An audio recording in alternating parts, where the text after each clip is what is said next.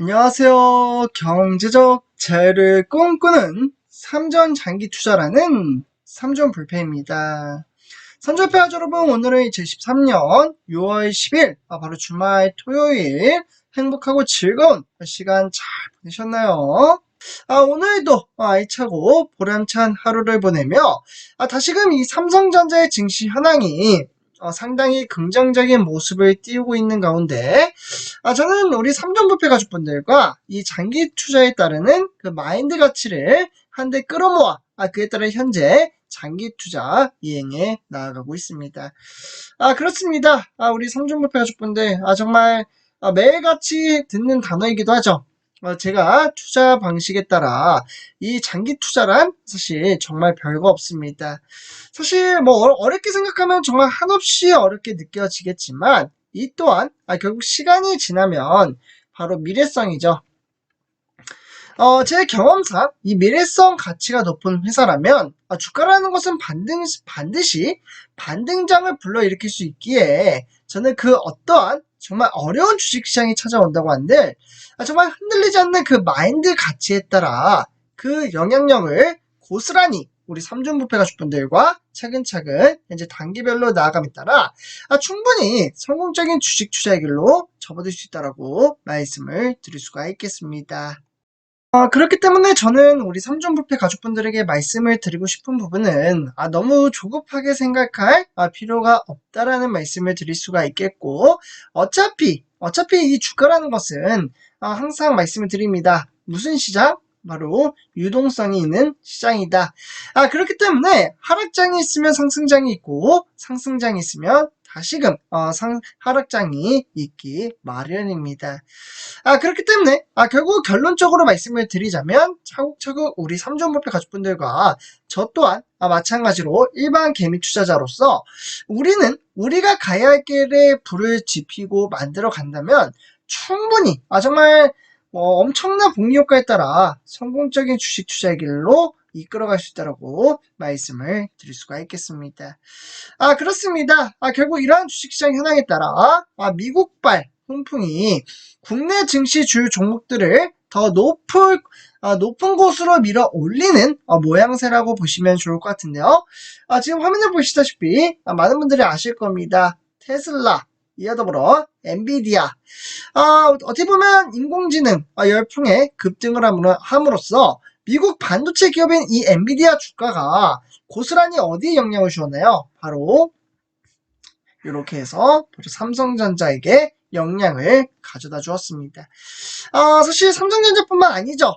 바로 SK하이닉스 또한 상당히 긍정적인 장세를 이끌어갔다고 볼 수가 있겠고 결론적으로 보시면 국내 주요 반도체주의 주가 상승세에 탄력을 붙이더니 그에 따라 글로벌 1위 바로 전기차 기업인 테슬라 주가가 연중 최고치를 연일 갱신하면서 조정 국면에서는 이 2차전지 관련주의 반등을 끌어올리고 있다고 보시면 좋을 것 같습니다.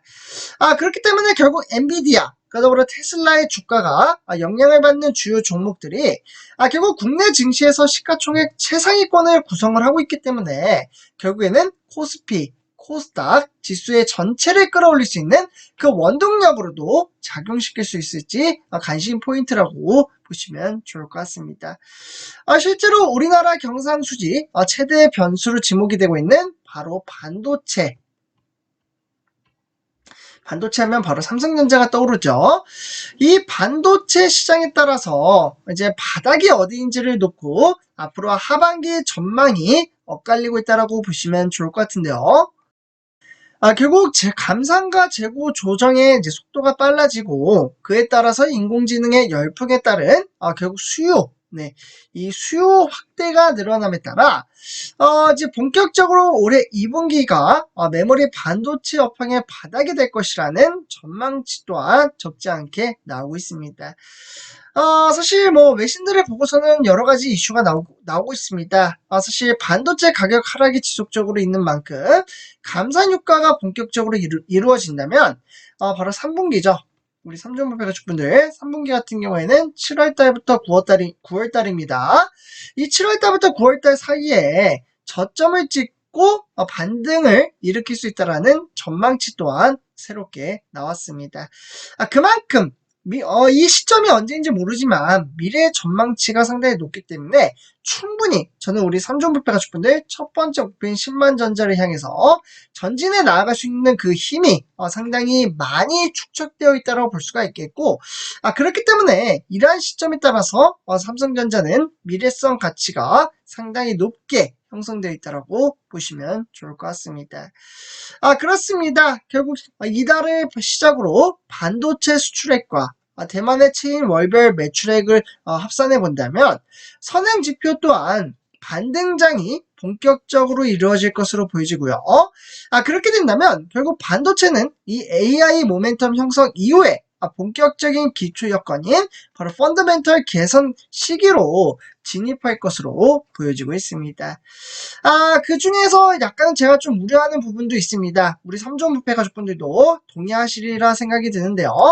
바로 중국, 여기 지금 화면에 보시면 중국과 미국의 사진을 보실 수가 있겠습니다. 중국, 미국. 이 미국과 중국의 패권 경쟁 싸움이 지속적으로 이어지고 있는 동안 어떻게 보면 삼성전자, 그더불어 어떻게 보면 SK하이닉스 또한 포함이 되어 있겠죠.